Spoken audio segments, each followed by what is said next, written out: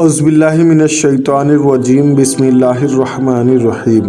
عقائد کا بیان، اللہ تعالیٰ کی ذات اور صفات کے عقیدے۔ عقیدہ نمبر 1، خدا تعالیٰ کی توحید و کمالات۔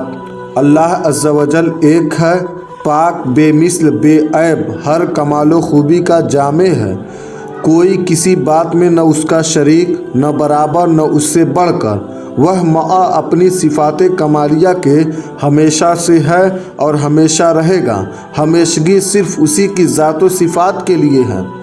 اس کے سوا جو کچھ ہے پہلے نہ تھا، جب اس نے پیدا کیا تو ہوا۔ وہ اپنے آپ ہے، اس کو کسی نے پیدا نہیں کیا۔ نہ وہ کسی کا باپ، نہ کسی کا بیٹا، نہ اس کے کوئی بیوی، نہ رشتہ دار، سب سے بے نیاز ہے۔ وہ کسی بات میں کسی کا محتاج نہیں اور سب اس کے محتاج۔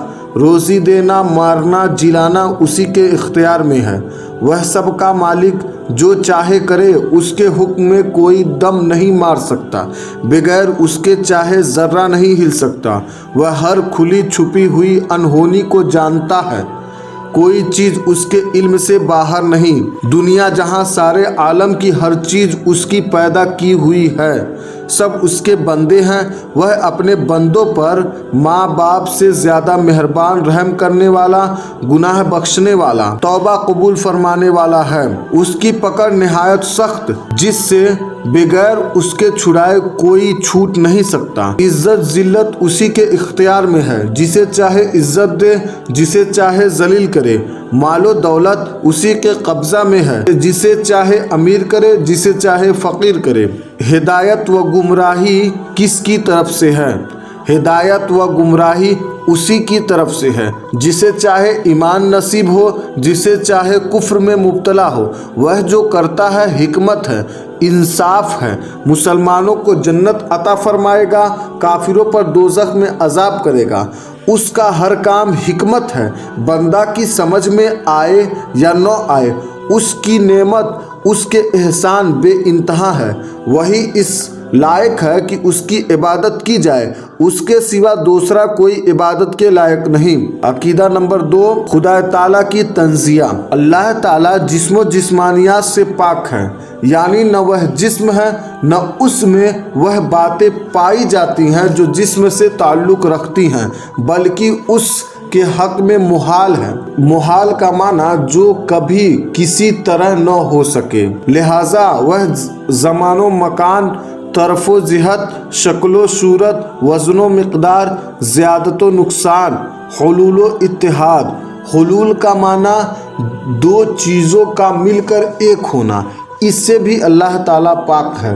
توالد و تناسل، حرکت و انتقال، تغیر و تبدل وغیرہ جملہ اوصاف و احوال جسم سے منزہ و مبری ہے۔ قرآن و حدیث میں جو بعض الفاظ ایسے آئے ہیں، مثلاً ید، وجہ، رجل، ذہق وغیرہ، جن کا ظاہر جسمیت پر دلالت کرتا ہے، ان کے ظاہری معنی لینا گمراہی و بد مذہبی ہے۔ الفاظ متشابہہ کی تعویل، اس قسم کے الفاظ میں تعویل کی جاتی ہے کیونکہ ان کا ظاہر مراد نہیں کہ اس کے حق میں محال ہے۔ مثلاً ید کی تعویل قدرت سے اور وجہ کی ذات سے، استوا کی غلبہ و توجہ سے کی جاتی ہے، لیکن بہتر و اسلم یہ ہے کہ بلا ضرورت تعویل بھی نہ کی جائے، بلکہ حق ہونے کا یقین رکھے اور مراد کو اللہ عز و جل کے سپرد کرے کہ وہی جانے اپنی مراد۔ ہمارا تو اللہ عز و جل و رسول اللہ صلی اللہ تعالیٰ علیہ وسلم کے قول پر ایمان ہے کہ استوا حق ہے، ید حق ہے، اور اس کا استوا مخلوق کا سا استوا نہیں، اس کا ید مخلوق کا سا ید نہیں، اس کا کلام دیکھنا سننا مخلوق کا سا نہیں۔ عقیدہ نمبر 3، اللہ تعالیٰ کی ذات و صفات نہ مخلوق ہے نہ مقدور ہے۔ عقیدہ نمبر 4، کیا چیزیں حادث ہیں یا قدیم ہیں؟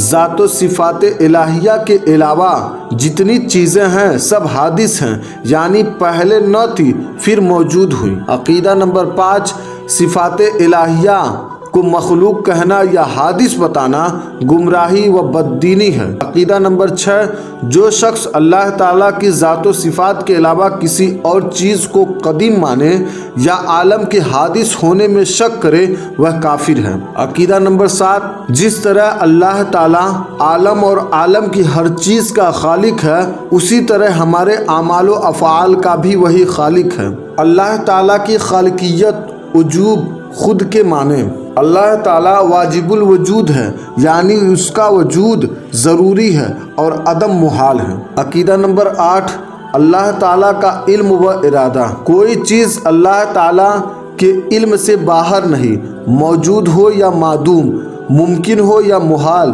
कुल्ली हो या जुज़ई, सबको अज़ल में जानता था और अब जानता है और अब तक जानेगा।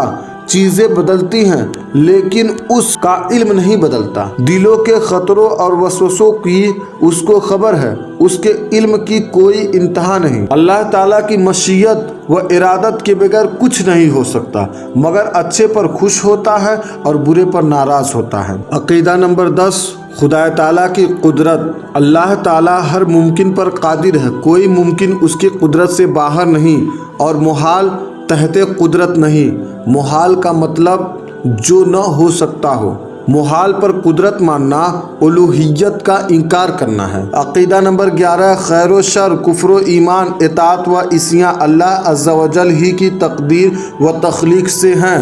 अकीदा नंबर 12, हकीकतन रोज़ी पहुँचाने वाला वही है, फरिश्ता वगैरह वसीला और वास्ता हैं। अकीदा नंबर 13, अल्लाह ताला पर कुछ वाजिब नहीं, अल्लाह ताला के ज़िम्मा कुछ वाजिब नहीं, न सवाब देना, न अजाब करना, न वह काम करना जो बंदा के हक़ में मुफीद हो, इसलिए कि वह मालिक अलल इतलाक़ है, जो चाहे करे, हुक्म दे तो फ़ज़ल, अजाब करे तो अदल। हाँ, उसकी यह मेहरबानी है कि वही हुक्म देता है जो बंदा कर सके। ज़रूर मुसलमानों को अपने फ़ज़ल से जन्नत देगा और काफिरों को अपने अदल से जहन्नम में डालेगा, इसलिए कि उसने वादा फरमा लिया है कि कुफ्र के सिवा जिस गुनाह को चाहे माफ़ कर देगा और इसके वादे वईद बदलते नहीं, इसलिए अजाब व सवाब ज़रूर होगा। अकीदा नंबर 14, खुदा ताला का इस्तिग़ना। अल्लाह ताला आलम से बेपरवाह है, उसको कोई नफ़ा व नुकसान नहीं पहुँचता, न कोई पहुँचा सकता है।